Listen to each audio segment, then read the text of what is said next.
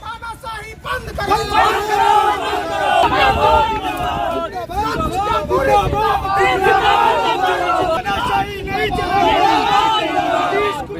JDU प्रदेश उपाध्यक्ष master Bajaj आलम जी का शुक्रिया अदा करता हूँ और सभी जितने भी चाहने वाले, जितने भी मेरा दोस्त बंधु अपने समर्थन में पोस्ट किए और हक के लिए पोस्ट किए, उन सभी का शुक्रिया। जितने दोस्त आए इन सभी का शुक्रिया।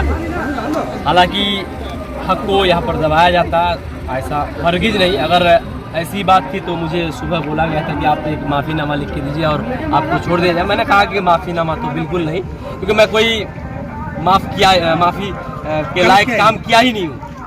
इसलिए अगर मैं माफ़ीनामा लिख के दूँ, कल हो सकता है कि और सारे पत्रकार पर आरोप लग जाएंगे आपके पत्रकार माफ़ीनामा लिख के। इसलिए माफ़ीनामा लिखने का कोई सर ये नहीं। ठीक है, आप हमको अगर गलती किए तो आप हमको जेल में भेजिए। रही सवाल कि अगर हम जिस वीडियो को वायरल किए थे, वो वीडियो ग्रुप में आया हुआ था, हमको लगा कि ये जनता की आवाज़ है, जनता तक पहुंचनी चाहिए। हम उस चीज़ को फेसबुक अपना पेज में लिखा, सीमांचल एक्सप्रेस में, जो कि अपने विभाग से आवाज़ उठाते हैं, उसमें लिखकर ये भी लिख दिया कि नोट इस ऑडियो रिकॉर्डिंग की पुष्टि हमारी चैनल नहीं करते। हालांकि ऐसा बात लिखने के बाद आज तक जी न्यूज बड़े चैनल भी करते हैं। और FIR हुआ यहाँ पर 3 कारण है। कहीं ना कहीं मैं शेरशाहवादी घराने से भी आता हूँ, इसलिए होता है कि मैं शेरशाहवादी बिरादरी से आता हूँ। चलो इसको दबाने की कोशिश किया जाए कि लड़का उभरे तो उभरे। देखिए, सोशल मीडिया में जब टैग लग जाता है कि पत्रकार के तौर पर, तो उनका काम है कि अपना पत्रकारिता करना। हालांकि हम अपना बात रखे, FIR किए। मेरा कति ये मंशा नहीं थी कि मैं एजाज एसपी साहब के दिल को ठेस पहुंचाऊं। मैं एजाज एसपी साहब चाहते तो मुझे कॉल करके पूछ सकते थे। हालांकि मैंने कॉल करने की कोशिश की, शायद पटना वगैरह में थे, फ़ोन नहीं लगे, इसलिए वैसे ही मैं चलाना मुनासिब समझा। अगर एक कॉल रिकॉर्डिंग के लिए अगर किसी को जेल में डाला था तो खैर ये उनकी सोच है। मैं शुक्रिया अदा करता हूँ एजाज एसपी साहब का, इसके लिए मैं शुक्रिया अदा करता हूँ। ये नहीं कि मैं उससे नाराज़ हूँ, शुक्रिया अदा करता हूँ कि चलिए कम से कम FIR तो किए। मीडिया की जो आवाज़ है वो दबाने की कोशिश किए, मगर मैं खुले शब्द में ये कहता हूँ, मेरा जो आवाज़ पहले था आज भी वही रहेगा और कल भी वही रहेगा जितना दिन। बहुत मुझे परसों दिन प्रिंस खान सूर्यपुरी ने फ़ोन से सूचना दिया कि हमको ठाकुरगंज थाना से बुलाया जा रहा है कुछ पूछताछ के लिए। हम बोले इनको कि भाई आप जाइए। फिर वहाँ के थाना अध्यक्ष मोहन जी से बात हुई तो बोला कोई बात नहीं है, ऐसी से 1.5 घंटा पूछताछ हुई, छोड़ दिया गया। फिर जो है ये जो है क्या कहते हैं 9 तारीख को एक नोटिस दिया गया। 9 तारीख के डेट में 10 बजे इसको ठाकुरगंज थाना में बुलाया गया था कि कुछ पूछताछ करना है। और ये केस जो है माननीय विधायक कोचा धामन द्वारा किया गया। एक ऑडियो वायरल हुआ था जो कोई उनके ही पूर्व समर्थक जो उनसे सवाल पूछ रहे हैं कि वो जो पलटी मारे हैं, अपना जो MIM छोड़कर RJD गए हैं उसी पर।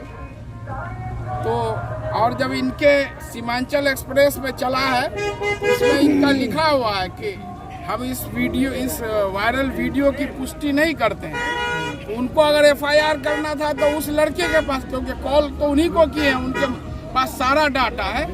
लेकिन इनको पैसा और पावर का इतना हनक है कि ये सोच रहे हैं कि हम जिसको चाहेंगे अंदर कर सकते हैं। प्रजातंत्र में जनता की आवाज़ और जो है मीडिया की आवाज़ को दबाया नहीं जा सकता। सबसे पहले तो जब सुबह से मैं ये कांड जब मैं सुबह सुना कि ऐसा मामला प्रिंस खान को रात को 2 बजे इसको उठाया गया, लेकिन कितना बार लोग उठा रहे हैं। तो सुबह मुझे पता लगा, यूँ ही पता लगा, मैं मास्टर साहब को 7:30 बजे फ़ोन किया हूँ। मास्टर साहब बोला कि मैं आ रहा हूँ, आने के बाद हर हाल में उसको थाने से ही छुड़ाएंगे। मैं मास्टर मजाज साहब को इसके लिए बहुत मुबारकबाद और धन्यवाद करता हूँ। बीते दिनों हमारे माननीय विधायक को किसी ने फ़ोन करके, जो वही आदमी फ़ोन किए थे जो उन्हीं के लिए बीते विधानसभा चुनाव में वोट मांगे थे MIM के लिए, मजलिस इत्तेहादुल मुस्लिमीन के लिए। और उनको दर्द था सीने में कि मैंने MIM को वोट दिया और ये दोगलागिरी करके दूसरे पार्टी में चले गए। तो वही गुस्सा से वो फ़ोन करके जो हुआ बुरा भला कहे। ये लोकतंत्र में है, हमको अगर किसी ने वोट दिया है तो उनका अधिकार है, हमको कुछ कह सकते हैं फ़ोन करके। तो उन्होंने क्या किया, उस फ़ोन कॉल का रिकॉर्डिंग कर लिया, करके वो वायरल कर दिए। कोचा धामन से दर्जनों फेसबुक और व्हाट्सएप आईडी से जो है वो वायरल हुआ है, ये किसी से छुपा नहीं है। लेकिन इसी बीच क्या हुआ, वो ऑडियो प्रिंस खान सुरजापुरी ने भी अपने ऑफिशियल जो है सीमांचल एक्सप्रेस पेज से जो है ये डाल दिया, उसमें लिख दिया कि इस ऑडियो की पुष्टि हमारा चैनल नहीं करता है। तो माननीय विधायक जी, एक आपको घटना याद होगा, मैं इसलिए कहता हूं कि आदमी को पढ़ा लिखा होना बहुत जरूरी है। आपको याद होगा बिशनपुर में एक घटना हुई थी, माननीय मुख्यमंत्री श्री नीतीश कुमार ने जिस अतिरिक्त प्राथमिक स्वास्थ्य केंद्र का शिलान्यास कर दिया था पटना में ऑनलाइन, वो उसी शिलान्यास क्या हुआ का शिलान्यास करने चल गए थे एक दिन वहाँ के स्थानीय जनप्रतिनिधियों के लिए। कितनी शर्म की बात है। इसलिए आदमी को पढ़ा लिखा प्रतिनिधि चुनना चाहिए। एक वो गलती किए थे, दूसरा ये कि जिसने फोन करके धमकी दी, जिसने या तो परेशान किया या गाली दी, भाई आप उन पे एफआईआर करते ना। हम लोग, आप हमारे नेता हैं, आप हमारे गार्जियन हैं कोचा धामन के, हम आपके साथ हर हक में खड़े रहेंगे। लेकिन इस तरह से एक जो है 3 बेटियों के बाप है प्रिंस खान सुरजापुरी, पूरा परिवार का बोझ है, उसको 3 थाने का पुलिस को भेज करके उसको क्या किए, सत्ता का रोप। ये नहीं चलेगा। जंगल राज कोचा धामन में जब तक मास्टर मुजाहिद जिंदा है तो नहीं चलेगा। हाँ, वो मर जाए उसके बाद क्या होगा वो अल्लाह मालिक है उसके लिए। 3 थाने का पुलिस क्या, वो क्रिमिनल है प्रिंस खान सुरजापुरी? क्या पेशेवर अपराधी है? छिनतई करता है क्या? क्या करता है? लूट खसोट करता है? करता क्या, शराब माफिया है? 3 गाड़ी पुलिस भेज करके उसको 2 बजे रात में चोरों की तरह उठवा लिए। ये कौन सा तरीका है? लोकतंत्र में मीडिया को लोग चौथा स्तंभ कहता है। मीडिया जो होती है देश का चौथा स्तंभ होता है। आपने उन पर जुल्म और ज्यादती की है। तो मैं पुलिस प्रशासन का बहुत बहुत हम सभी शुक्रिया अदा करते हैं, और उन सभी सोशल मीडिया के साथियों का जो किसी कारणवश कुछ कमेंट प्रिंस खान सुरजापुरी के खिलाफ में भी किए हैं। हो सकता है वक्ती गुस्सा पर, लेकिन वाजिब दिल से वो भी यही चाह रहे थे कि ये रिहा हो जाए। तो कानून ने अपना काम किया है, जांच किया, जांच प्रक्रिया के बाद बिना शर्त उनको छोड़ दिया गया।